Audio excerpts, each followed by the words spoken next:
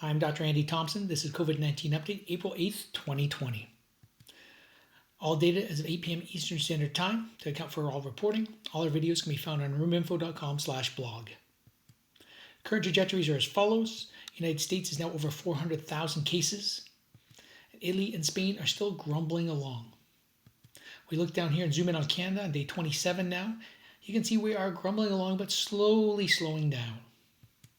Here are the reported cases per million population. Canada is now ducked under France and is about to duck under the United States and likely the United Kingdom. So I think it's safe to say we are starting to flatten. Here are the percentage deaths. The high is in Italy at 12.67. Low is Germany at 2.07. Canada 2.26. Big surge from the United Kingdom now at almost 11.7%. Here are the numbers from the last 5 days. The top number is the most recent day. You can see the two big winners or real losers here were the United States at 1,831 deaths and the United Kingdom 938. Take-home points, the huge surge in the United Kingdom. United States is now almost at 3.5% rate of death, and Canada is now over 2%. Here are the deaths per million population. Italy is starting to flatten. The United States is certainly gaining now on Canada, as Canada is hoping to dip under the United States. Here are the estimated reproduction numbers. Now remember, Italy, Germany, and Spain all have reproduction numbers less than 1. That means although they're getting new cases every day, they're getting fewer each day. France, United States, United Kingdom, and Canada are still getting more and more new cases every day, although they're approaching a reproduction number of 1. And at this point here, Canada is lower than any other country. Another way again of looking at that, Italy, Germany, and Spain have crested, and Canada, United States, United Kingdom, and France are just at the peak of the crest. Here are the new cases per day. There's Italy's flattening, Spain, Germany, France, very erratic due to erratic reporting, United Kingdom, United States off on its own, and Canada underneath everybody else on its own. Here are the daily deaths. Italy definitely has peaked and is flattened. Spain. Germany with a little uptick today. France, again, very erratic but still growing. United Kingdom, definitely growing. United States, still growing. And Canada, again, under everybody else and grumbling along. Here are the new cases per day in Canada. Today we had 1,392 cases. And we compare ourselves again to South Korea and the United Kingdom. There's Canada. There's South Korea. So we're not as good, but we're not growing near like the United Kingdom, which is great news. Here are the provincial cases of COVID-19. This is Canada as a total, almost at 20,000. There's Alberta, British Columbia, Ontario, and Quebec. Quebec now has over 10,000 cases. Ontario over 5,000 cases. Note Quebec has almost double the number of cases than Ontario. Here are the other provinces, and you'll see Nova Scotia, Saskatchewan, Newfoundland, and Manitoba all leading the way with somewhere between 200 and 350 cases each. And note the abbreviations for the provinces are correct today. Thanks someone for pointing that out. Here are the cumulative deaths for the 4 big provinces. There is Canada, almost at 450 deaths. Here is Alberta, British Columbia, Ontario, and Quebec. Now notice Ontario and Quebec have almost the exact same number of deaths, but Quebec has twice the number of cases. It seems that Ontario is definitely not testing enough, and I know that's been in the media over the last day or two.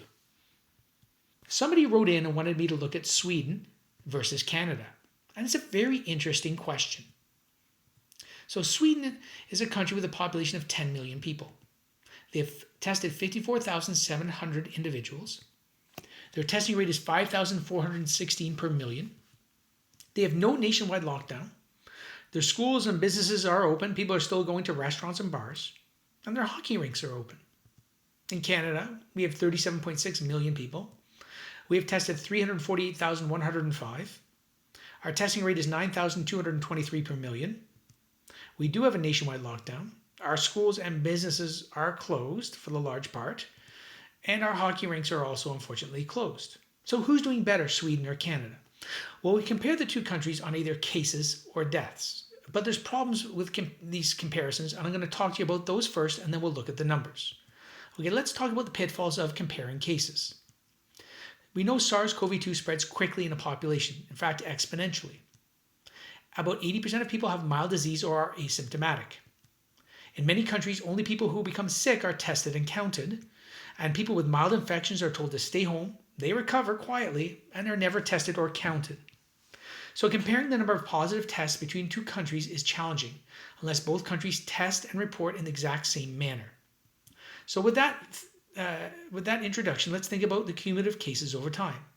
So here's Canada growing exponentially, and here's Sweden, certainly not growing near as fast in the number of cases as Canada. And here's South Korea. South Korea also grew fairly quickly exponentially, but because of their aggressive testing and quarantining, they've leveled off. So if you look at these numbers of cases, it would appear that Canada is doing much worse than Sweden. So let's look at the number of deaths and the pitfalls in counting deaths. Now we're doing all this to prevent deaths. We're doing all this social distancing so we don't overwhelm our healthcare system and prevent needless deaths. But how do you count a death that's caused by SARS-CoV-2? So for example, if a patient goes into hospital and they've got a terminal cancer, unfortunately, and they pass away, and they happen to be positive for SARS-CoV-2, is the cause of death related to COVID-19, or is it due to their cancer? What about a patient who passes away at home and they're never tested for SARS-CoV-2, but in fact, they died from this? They're missed. So we look at the cumulative deaths over time. There's Canada growing exponentially. There's Sweden, certainly much worse than Canada in the number of deaths. And there's South Korea better than everybody. So looking at deaths, certainly Canada is outperforming Sweden. And that's really the take-home point, and that's really what we're trying to prevent.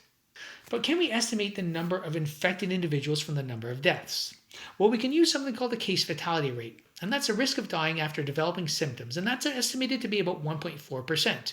This is from the data from Wuhan, China. Now, this is actually supported by data from the Diamond Princess cruise ship, where the case fatality rate was 1.5%, and that was a closed system. Now, if you take the number of deaths and you divide it by 0.014, that might give a more accurate representation of the number of cases in the population, as long as the deaths are attributed correctly. So let's look at Sweden versus Canada. Sweden had 687 deaths, and you divide that by 0.014, you get 49,070 cases estimated.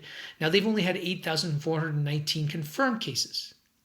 If you look at Canada, we've had 435 deaths. Our cases would be around 31,071, but we've only had 19,289. So you can see, if you look at it this way, Sweden's definitely had more cases and more deaths than Canada. So social distancing versus acting normally, it's very clear that aggressive social distancing reduces the spread of SARS-CoV-2 and the number of deaths. Now, a similar story has unfolded in the United Kingdom, where they tried to act normally at first, and that didn't work, and the United States. And a great example in the United States is Kentucky versus Tennessee, and this is all over Twitter.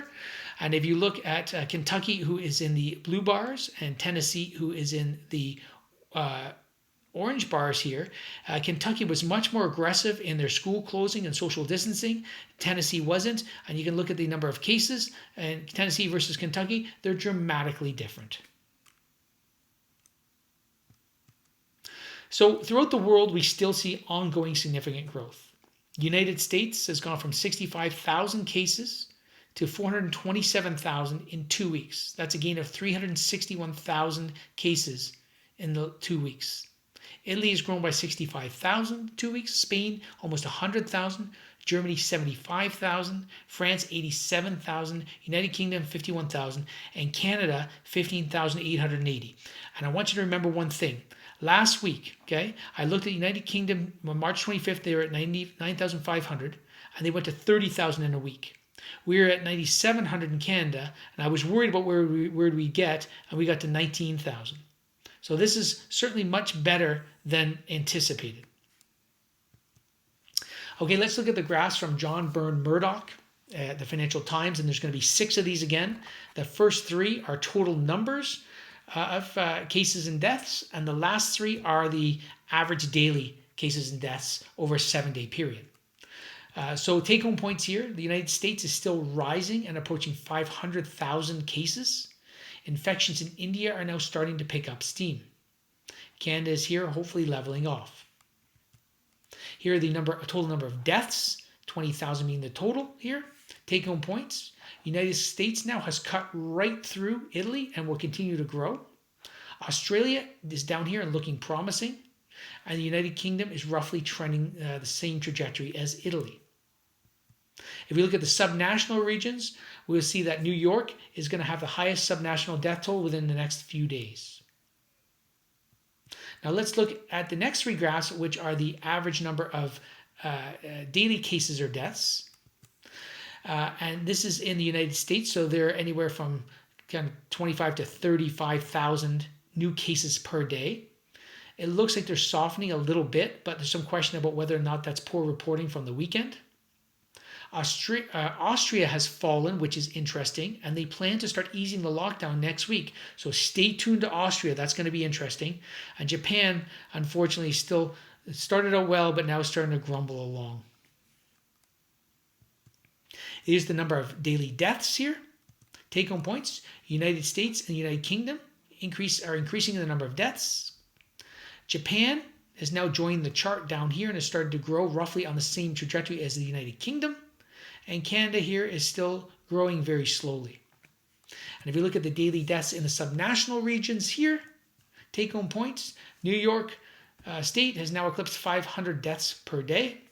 London, England is still growing, whereas Madrid and Milan, or Lombardy, the area around Milan, seem to have passed their peak. So remember, folks, it's really important that we hold the line, we keep our social distancing going because it prevents deaths. That's a fact. Support Collins Clothiers in London. They're selling awesome hoodies and t-shirts to support small businesses and frontline workers in Canada. Go to collinsclothiers.com, click on Canada Strong, get yours today. They're awesome. Do your part. Flatten the curve. It's really important. Stay home, stay safe, save lives.